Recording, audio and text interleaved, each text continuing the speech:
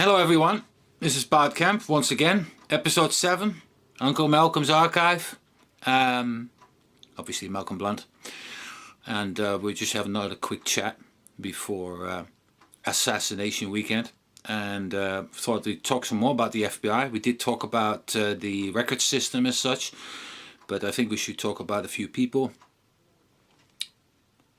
Robert Gambling for starters. Malcolm, please tell us about Robert Gambling of the FBI. I met Robert Gambling on one occasion. It was an interesting few hours with him. When was this? This was let me think. Early 2000s, 2003, 2004, I think. How did that happen? I was with a very good researcher called Stan Clark, who was based in Nashville, but who had lived in Dallas for a number of years. And almost anybody, people in our research community would be interested in, Stan had contacts with. You could give him a name, he'd open his book, dial these people up, and they talk to you because Stan recommended that they talk to you. And Stan picked me up one day and he said, well, we go for a drive, and we ended up, I don't know where that, I think it was on Clemson Drive. But I still don't know where that is in Dallas, but it was called Clemson Drive. And there was a guy out the front of the house. It was obviously around November time, and he was sweeping up leaves and darting around here and there, full of energy. And Stan said, just rolled up on him and said, this guy's over from England, and any chance we can talk? And he said, oh yeah, fine. So he put the rake and the brush down, and we went inside. And I think what struck me about Robert Gambling at a personal level was his energy and drive. He was about 80 years old then, and this guy was like, wow, it was almost like he was on speed. Maybe he was. No, not on speed, but you know what I mean. It's like it's so much Energy. oomph. Yeah. It makes you look like a snail. Me? Yeah. How dare you? This guy was just like driven. Like, you know, we were going through. I remember we were talking about the message that came in. There was a message that came into the in-tray about Oswald on the 18th of November, and had a bit of a back and forward discussion on that, and he was just going from one side of his office to the other side of his office, into this drawer, out of that drawer, and he was just like a whirlwind. And his wife was, I remember his wife, Mrs. Gambling, was over there just on the right, and I turned to her and I said, what must he have been like in 1963, 64? She said, he was really animated in 63, 64. She said that when the case broke, when the assassination broke, she never saw him for days on end, days and days and days. He used to come home every so often for a shower, change of clothes, and then back to work. It was just round the clock. He was working round the clock, day after day, week after week. Just tremendous energy. I could see why he would get to that position of being special agent in charge. He was that sort of guy. What struck me, talking away to him, and then I sort of looked to the right, and on the back of his office wall was a Purple Heart in a frame. And he saw me looking at it, and he said to me, "Oh, that was Iwo Jima." You know? So I said, "Oh God!" I said, "That was a real big hit for many Americans. A lot of people, you know. And he said, yeah. He said, I don't know why they gave it to me. I didn't do anything. So that was a great line. Parts wounded in combat. Yeah, he got wounded. He got wounded. He said, I never got out of the water. I never got out the water. So what did you talk about? I thought like, very, very self-deprecating guy. Yeah. right. What was his thoughts on Oswald? His thoughts on Oswald were he was he was the guy that did it. He was convinced of his guilt. Yeah, absolutely convinced. That was it. It wasn't just like playing around in his mind, pretending. It was like a lot of these people. They're true believers. People are true believers. And I think we talked about there were many extra agents sent to Dallas for the investigation. Yeah. You know, he said he thought it was about 100, and I think that's accurate. About 100 agents, and they were trying to work out where they were going to be. And some were placed in hotels, and some were in rooming houses, some were in apartments. And he was saying that they were all top, all top level FBI people. And interestingly, he said we even have people come down from the Washington Metropolitan Field Office, which, if you know anything about FBI, the Washington Metropolitan Field Office is probably the most definitely the most powerful field office in America, because it deals with all the very sensitive stuff, politically sensitive stuff, and if there's a problem, a lot of they get copied on a lot of things that are difficult to manage. So we talked about things like that, and the agents, and the sheer insanity of all the work, the effort of writing reports and then having to rewrite reports, and then just keeping this stuff going because of all the requests that were coming down from FBI headquarters for more and more and more and more and more. They needed it. Everything was on a deadline, and it struck me that from the human element you could see that.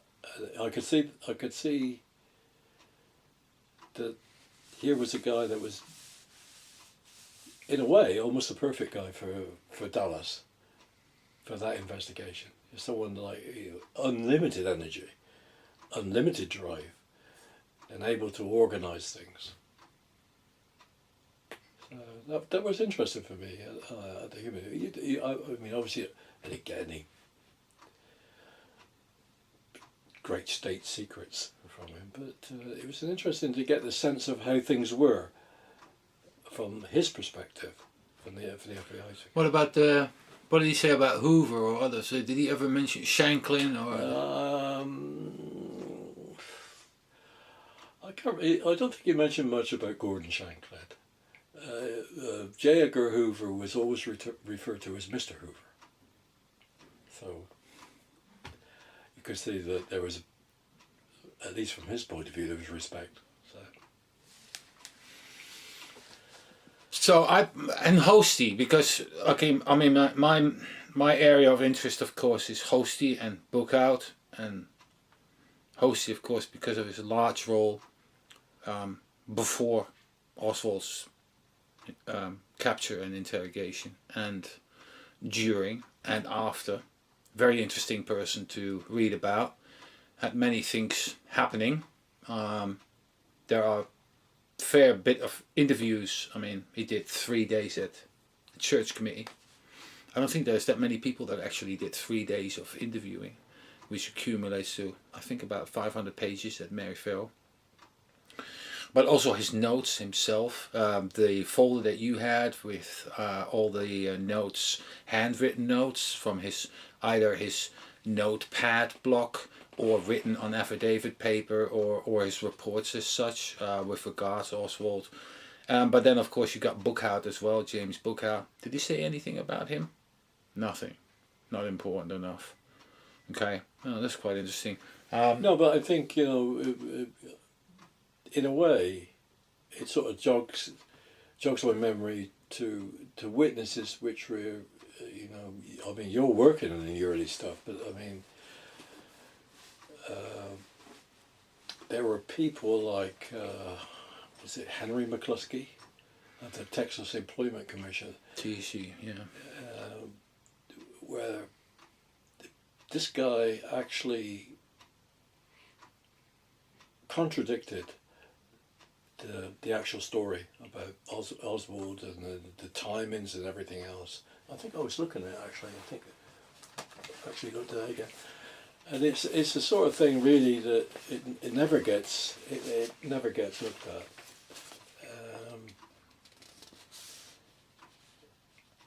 When I look at it, I'm looking at it again, and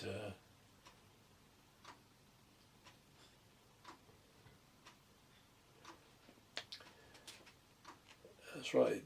He stated that the information he wished to convey was the fact that Oswald had come into the Texas Employment Commission in Dallas on September the 25th, 1963. McCluskey did not actually see Oswald, but Oswald was seen by Harry Sanderson, another claims clerk in the Dallas office.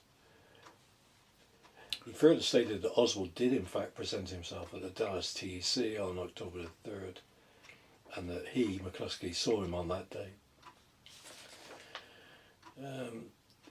And then this is Albert Jenner, you know, the Warren Commission staff. Right. He goes on to say on page 2, McCluskey is greatly in error for several reasons. The only entry by Sanderson on the claim record card is one dated October 363, which records that on that date Oswald was in the TEC office and made an unemployment compensation claim. 2, the only entry on the card initialed by McCluskey is one dated October the 10th.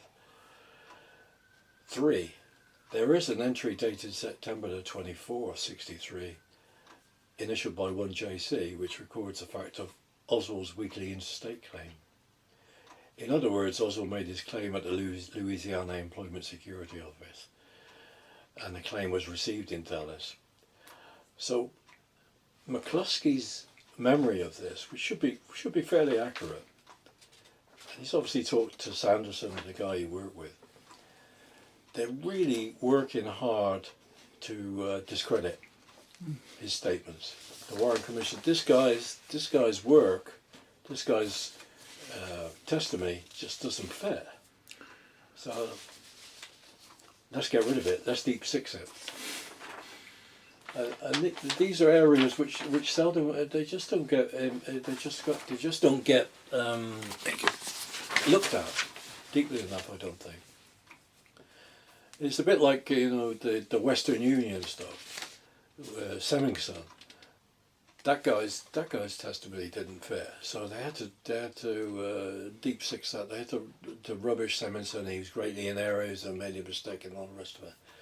So, and the FBI worked very hard on that. I mean, I think I've got a Western Union file which you may have copied. I'm not sure. And But it was always interested me because that was modus operandi with contract agents. You know, they got payment.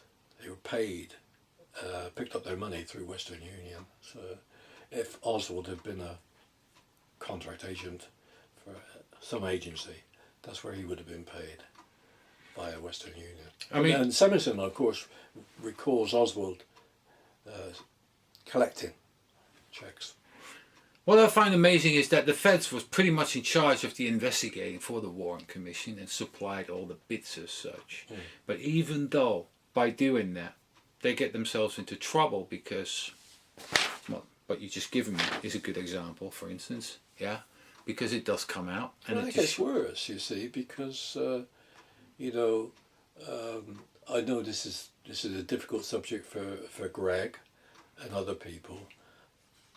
There was a person that worked at Tech called Laura Kittrell, you know. Laura Cottrell, yeah. Yeah, and she says that a lot of stuff, a lot of their records were disappeared over the weekend.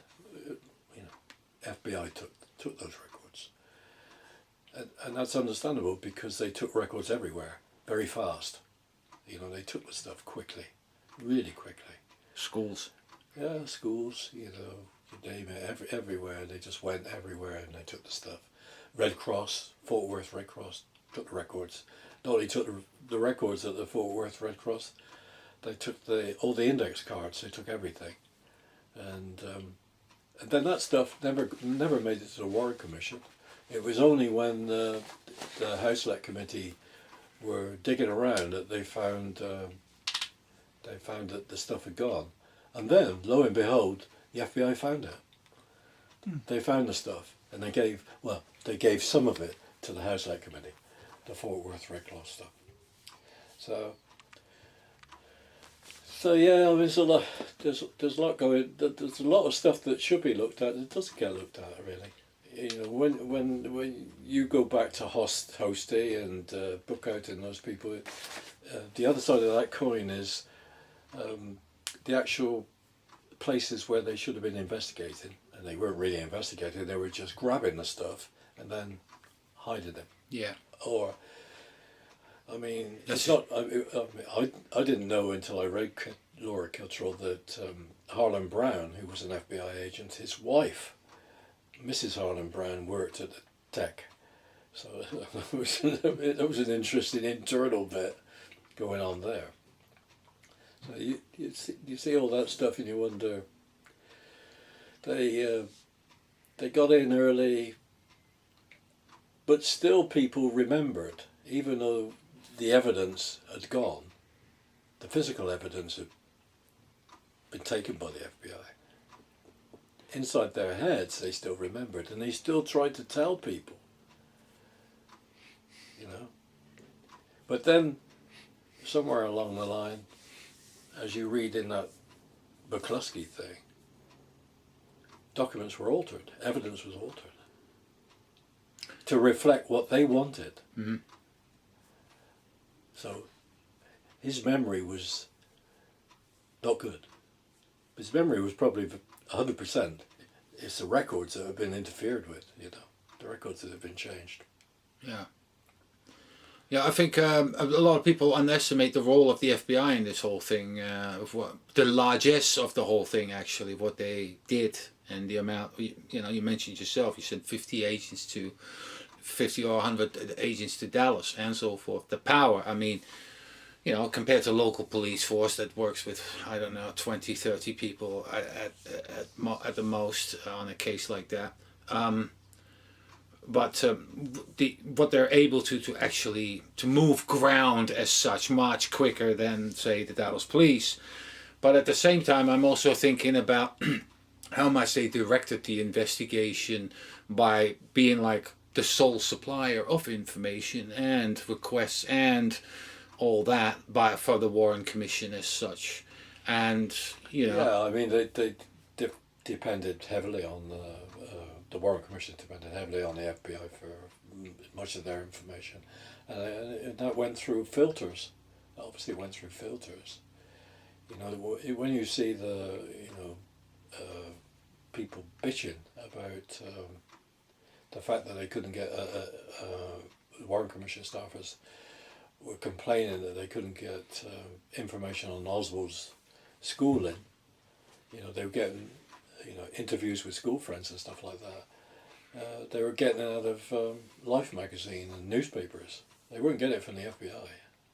You know, which tells you something. They were managing. They were really managing the investigation and filtering it.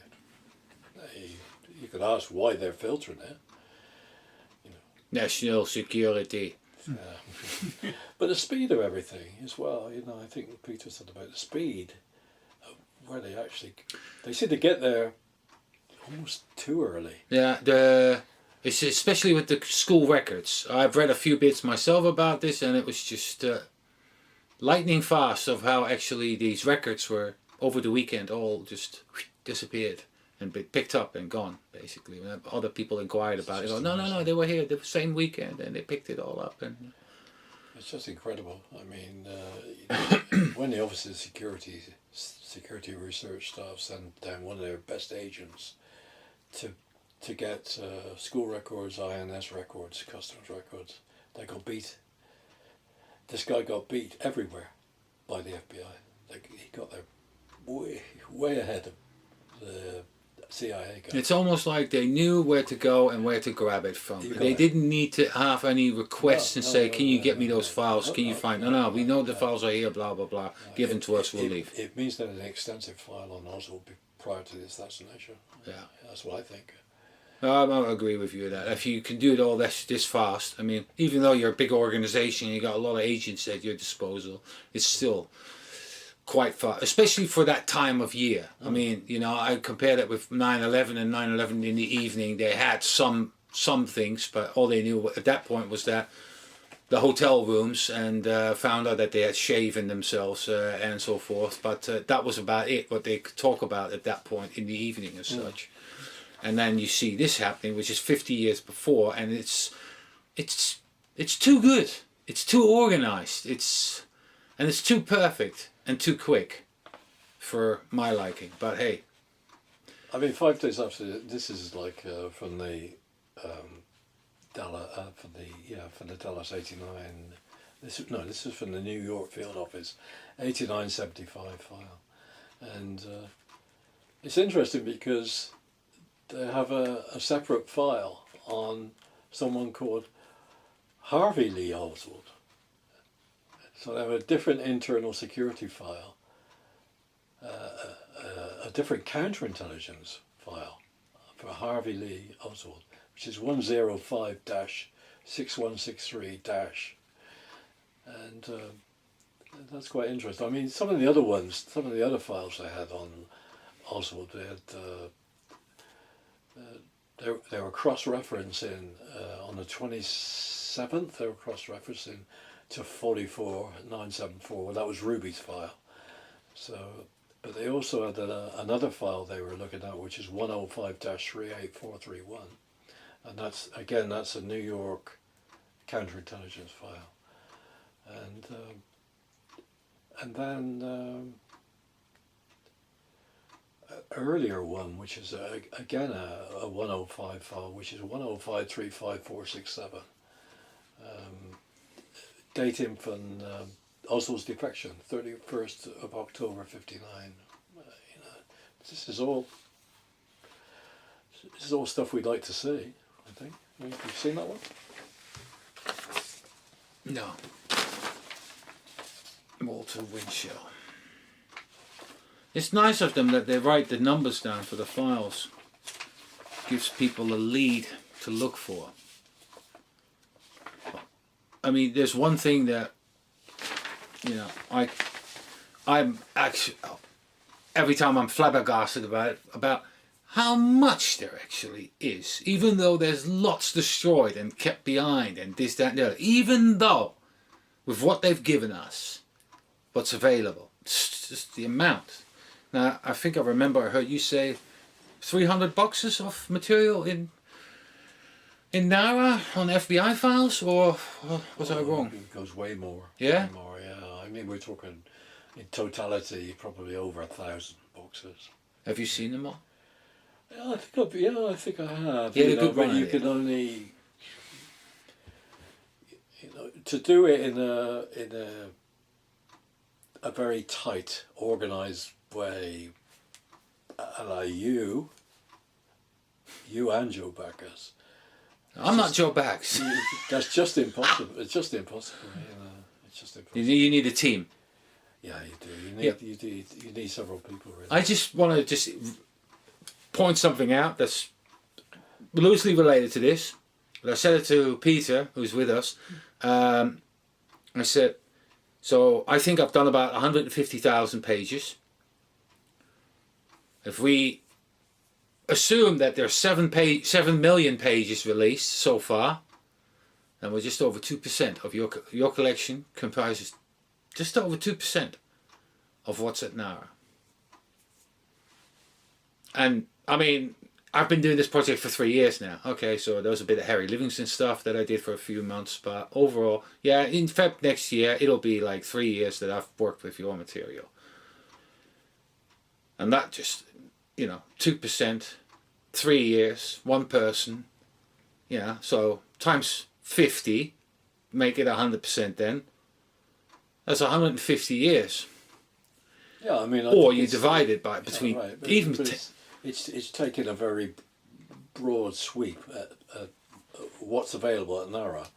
It's I didn't just get into that bit or that bit. I just tried to take it right across the board, right from the first page of a finding aid to the last page of a finding aid, to go through it and then try and sort of section out bits that looked interesting.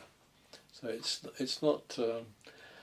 There is a random element, but I suppose there is a bit of a system there. You're just trying to hopefully to stick on certain things that could be significant. And a lot of stuff, as I said to you before, you look at it and you think, well, that could be. It's not much interest to me now, but it could be of some interest to somebody in the future, or it could be something we could go back and look at in the future. That's why I've got the numbers on a lot of stuff, the file numbers on. Tell me about it. Yeah, right. Yeah. So I've had great insights. Yeah. I mean, trying to find that stuff. Yeah, I mean, I think. Well, I hope people do get to Nara when eventually the place is open for business. Yes, that's another thing. Yeah, it's closed. I mean, they should open it. They should work with a skeleton crew of some sort. But okay, what can you tell me? I'm just going to throw a few names at you and then see what you say. FBI names as such. What you know, or the investigate. Let's talk, for instance, about Ray Wannell. Who's Ray Wannell? Ray Wannell was a senior FBI guy he was a liaison officer between FBI and NSA. So he was a guy that they worked with, NSA worked with, was responsible. And a lot of that stuff would be, intercept material, which some of which would be Soviet Russia stuff.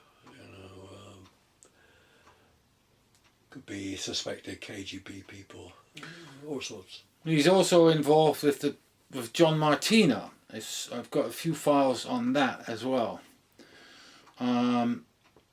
COINTEL, Soviet Embassy, Lee Oswald, quite interesting subjects by itself already. What about our big friend, Warren DeBreuze? Yeah, that's a big subject. Yeah, that is a big subject, but just give me a few bullet points as to who and how and what. Very, very, very clever guy that was able to wriggle out of being called to testify to the church committee. How did he do that? Because he was just very bright and very clever. The only place when you look at Warren DeBreuze's testimony to the church committee where he started to wobble was when Senator Schweiker brought up the subject of David Smith. And David Smith worked for U.S. Customs in New Orleans. And likely was utilised as a cutout by the agency, by CIA. In the dealings with Oswald in New Orleans. I think this is a great problem. They found this problem with Orestes Pena. Yeah, that was my next follow-up question. The guy that ran the Havana bar. I mean, they tried every which way to discredit that guy, you know. But he stuck to his story, and his story is rock solid. That whenever he saw Oswald in that summer of '63, whenever he saw Oswald, he was in the company of either INS people or U.S. Customs people at the Customs House in New Orleans. This is a really shadowy thing that we know about, yet at the same time, I mean, there are only snippets of this available, isn't there? I mean, Well, yeah, because all the INS stuff is gone missing. yeah, from you've the church mentioned files. this. Yeah, yeah. All that stuff is gone. You only find it in the footnotes of the drafts, where they give the page numbers. 36-page interview with an INS officer, 24-page. You know, it just goes on. These people came forward. They were interviewed, and their testimony is disappeared. NBR. I don't think it's NBR. I think it's like, I think it was Deep Sixth, you know, because you know their stuff just couldn't stand. It would have totally broken apart the case, the Oswald case, in too much exposure to what Oswald was actually up to in New Orleans and the people he was working with. I mean, it's bad enough when you look at. I tend to look at the CIA people that were down there. I mean, not just Joe Anidis, who maintained a house in New Orleans in '63. Yeah. But other people, you know, heavy hitters like Carl Tretton, Margaret Forsyth, and Bill Kent in particular. I mean, these are big. What were they doing there? What were they doing down there? We still don't know. You know. No, because it would And give then we get everything all away. you know, the funny business. You know, the leafleting, Oswald passing out the leaflets in front of the trade bar and all that stuff. There was definitely something going on. Wasn't it William Kent who said that Oswald was a useful idiot? That's right. Yeah. Who got that? Was that you or doing a? I got that from Gayton Fonzie. Oh, he told it. Yeah. Okay. That he got it from Bill Kent's daughter. So Yeah. at just around Thanksgiving, Thanksgiving time, you know, meal, the subject of Oswald came up, and I think she said it was the one and only time he ever spoke about it. You know, just in that very short clip, you know, he was a useful idiot. Well, you know, what does that mean? It What means does a that mean? lot to me. I mean, you know, I just find you know, especially coming from someone of that caliber as such. Hold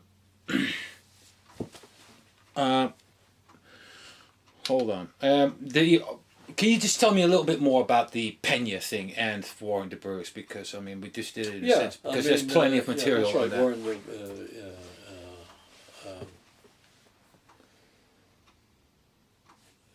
certainly at some stage, I think Pena said he was threatened by Du Bois, you know,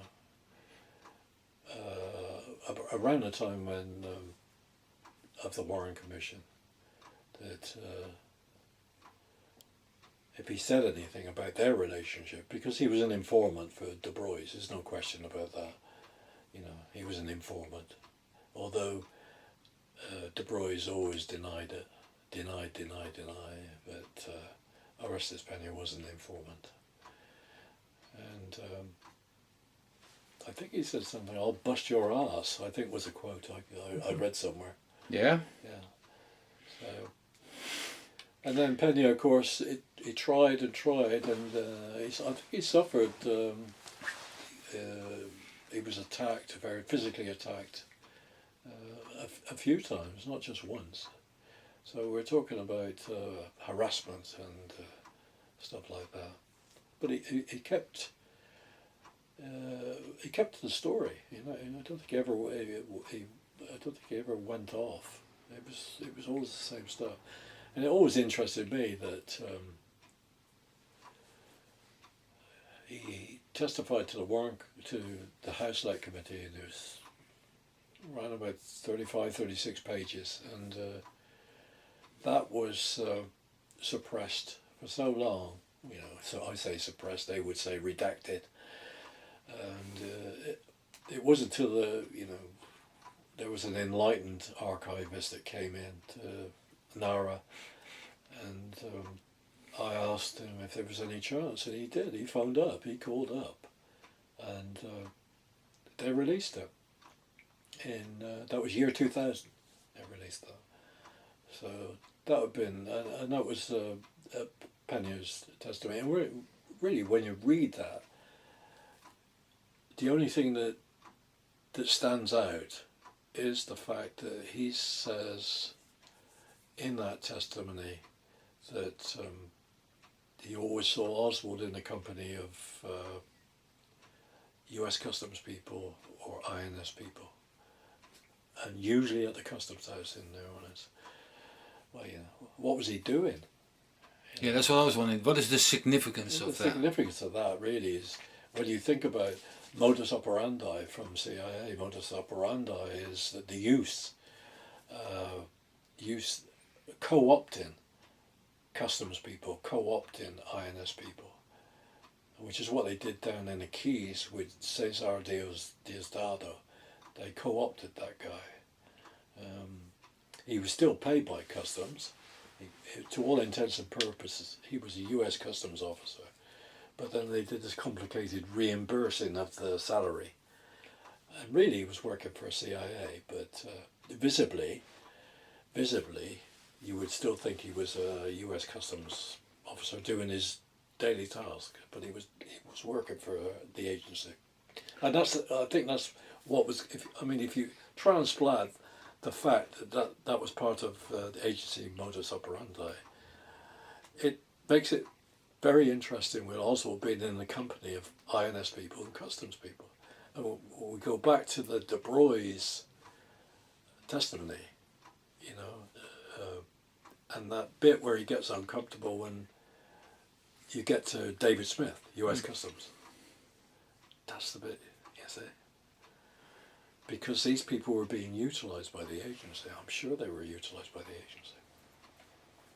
Right. I just want to stay in New Orleans for a sec regarding with the FBI, and I want to talk about William Walter. Oh, the telex. I've got that here. Oh, good. Well, you gave me some files. One of them was a copy from memory from Walter regarding the telex that was sent. Oh, yeah. And, there's a letter from his lawyer as well.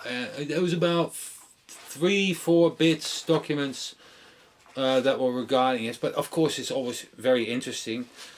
Whether the guy, do you think the guy's for real? Yes. Okay, based on?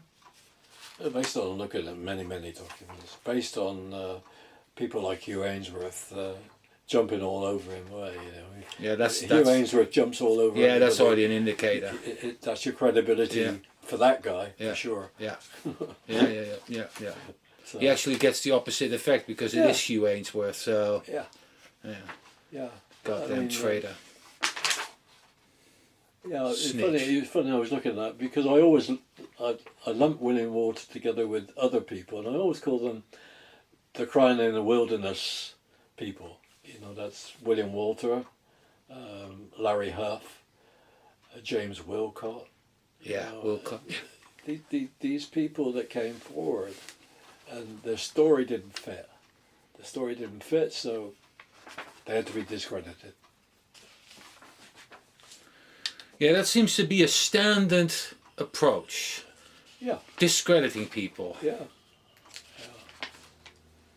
I'm just trying to think. Did you have... I've obviously got... Walter and his wife divorced, and then she remarried, and then they obviously interviewed, the House Select Committee interviewed his wife. Do you have that? No. Okay. but I will.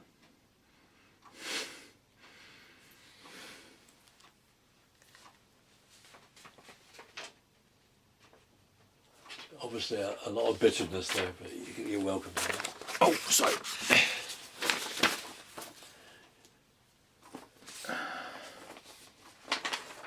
And then this one is a more interesting one because it comes out of the Department of Justice, so they're really trying to hold the line against what William Water's saying. So that's an interesting document. I bet these aren't online. You mind checking on your phone? The rift numbers, just punch them in and it will say whether it's online or not.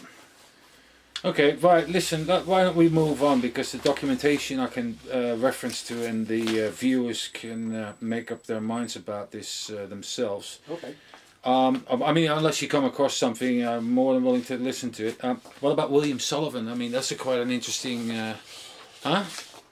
I mean, there's quite a fair bit to read by him because he's on the documents, but then of course that whole so-called death of him.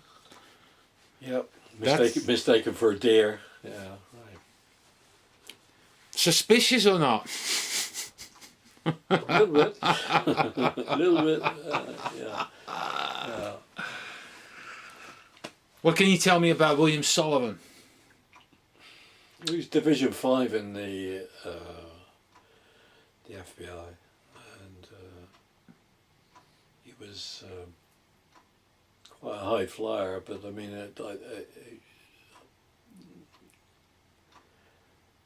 he was involved in quite a lot of the early stuff that came in on Oswald at a high level. It was being shunted around between Belmont, Tolson, Sullivan, Brannigan. It's a whole swathe of people there that were involved in the FBI at a high level at investigation. And Sullivan was a key part of that. But he was, later on, I think he was quite...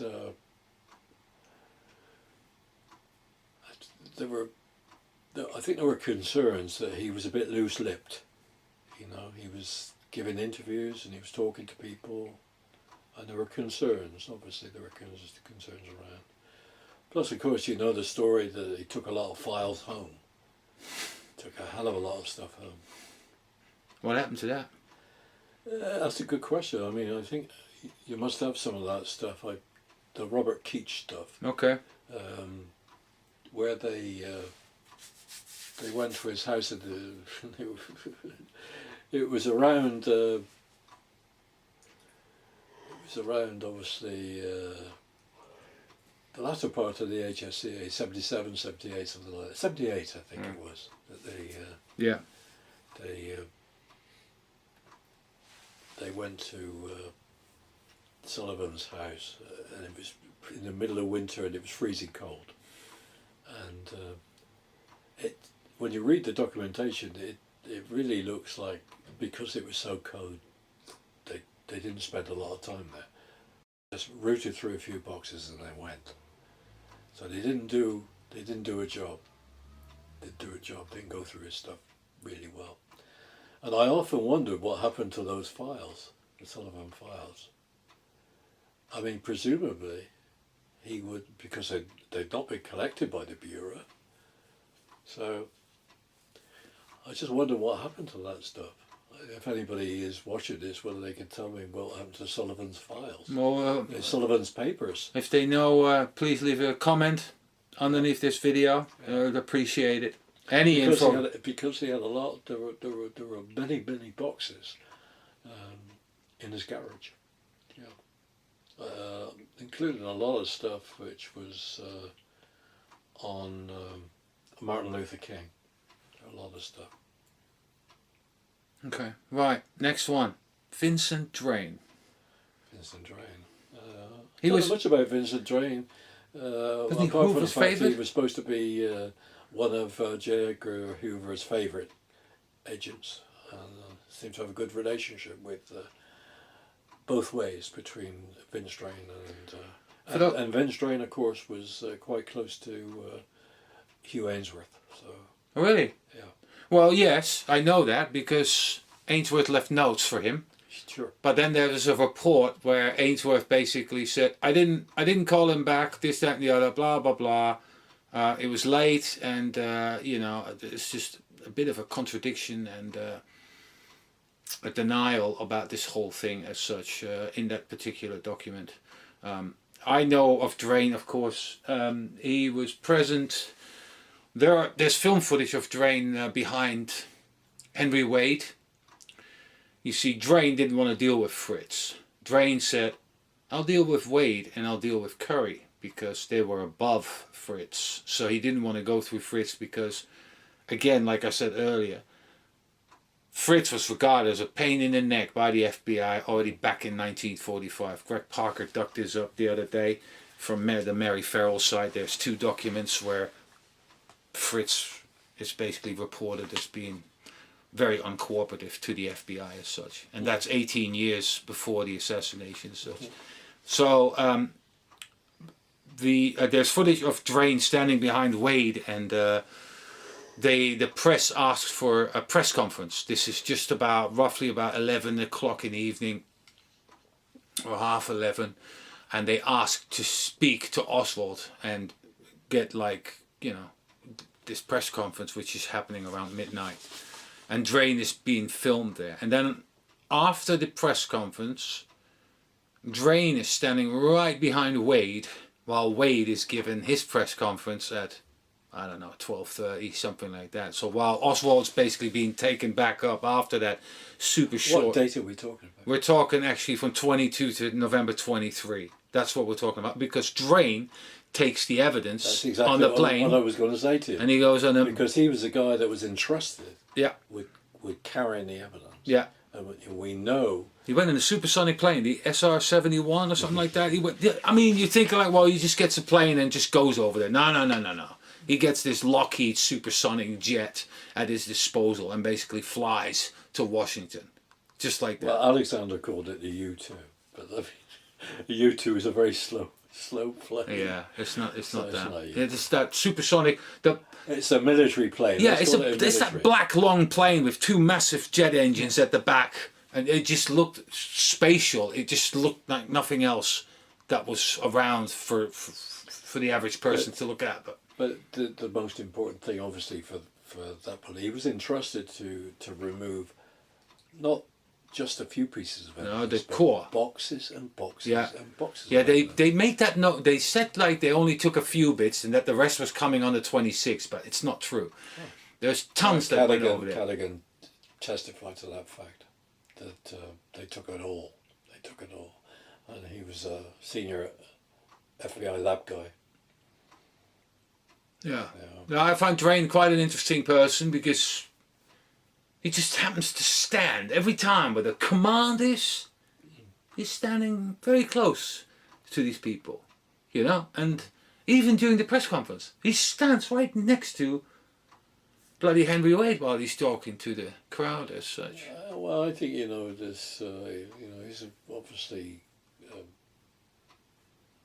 reporting back to FBI HQ. Oh yeah, without a shadow of a doubt. Oh God, yeah. But it's just interesting seeing him in the imagery just before the press conference, just after the press conference, and then after that, they take the rifle, and you have some footage as well. I don't think Drain is part of that group. I'm not sure. But and then I already went into the supersonic plane to go back to Washington with some of the evidence as such. The rifle tucked in the back of the plane, so... Well, they got it all according to Callaghan because it all came in the early hours of the 23rd, and they were then pressurized to return it within 2 days to the Dallas Police Department. Yes. And that's why the stuff they couldn't get rid of the fingerprinting. They didn't have time to do it. That's why it was such a lousy job. Because they couldn't de-silver it They all had to go back to be officially released, so to speak. But the whole fingerprinting on the rifle is just a... I'll keep it tidy. A mess. The whole thing. The evidence. The Carl Day saying he took the prints. Then it goes to the FBI. They say there are no prints or not good enough quality and so forth. Then the rifle comes back. I don't know what to make of it. And then when they ask Day to make a statement on the oath, he refuses to do so. That's a giveaway for me as well. It's just like, yeah, come on, yeah, because I know you'd be perjuring yourself if you were doing that as such.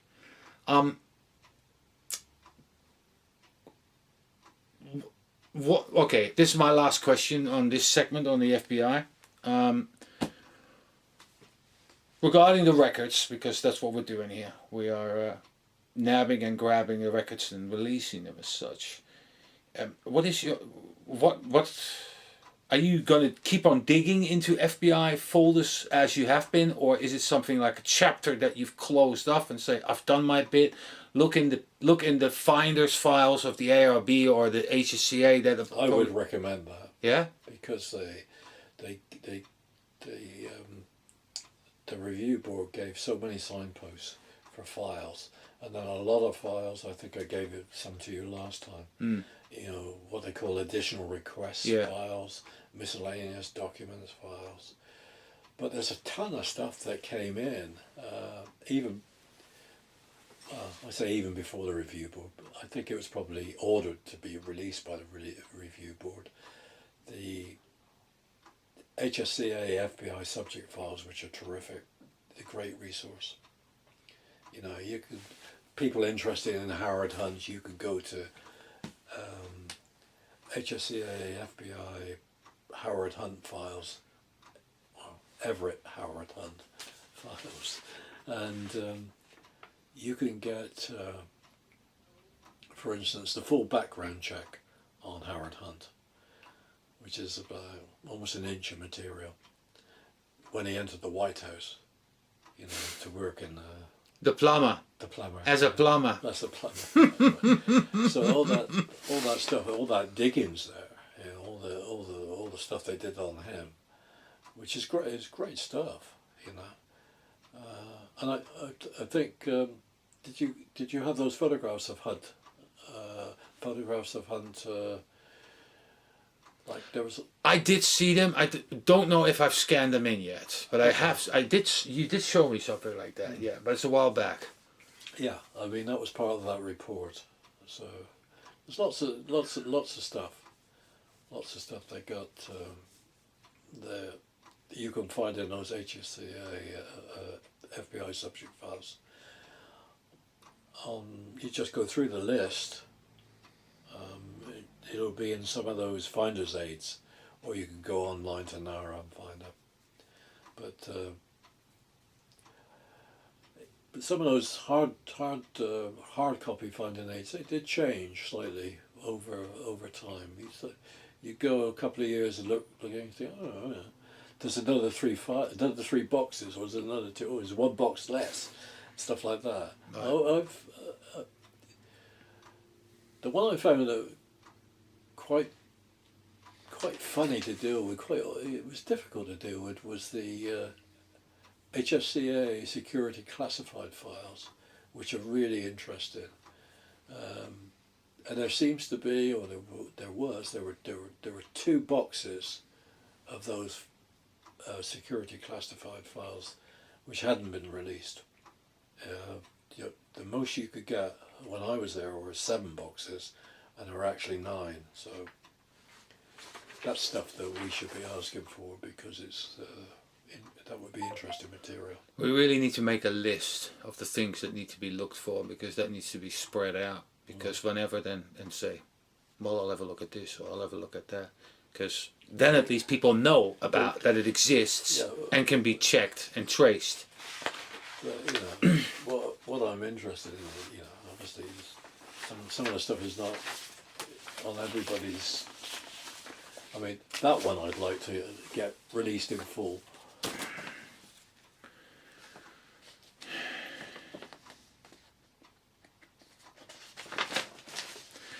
Restrictions on operational use of certain categories of individuals. September 4, 1973, from the DDO. DDO, yeah. Yeah. You can see there's quite a few redactions. Oh yeah. Oh yeah, just a few.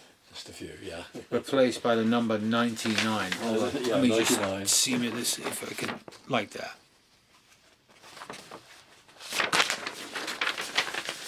I'll copy that. Alright, thank you very much, Malcolm Blunt. And hopefully till the next time for episode 8. What could I talk about just before you close? Okay. Did I ever give that to you? George Curry, Lewis Stokes, investigation of Oswald Lee dormant Mexico City bank account. No, but I think David Joseph is going to be a happy bunny when I send this to him. And this is trip to Mexico, Oswald bank account. So that's 2 documents. Interesting. Never heard of it. Okay. But That was one thing. And there's this is an interesting finding aid which probably needs to get out as well. okay. Because, Well, last time I put some. this is an internal one again. Right.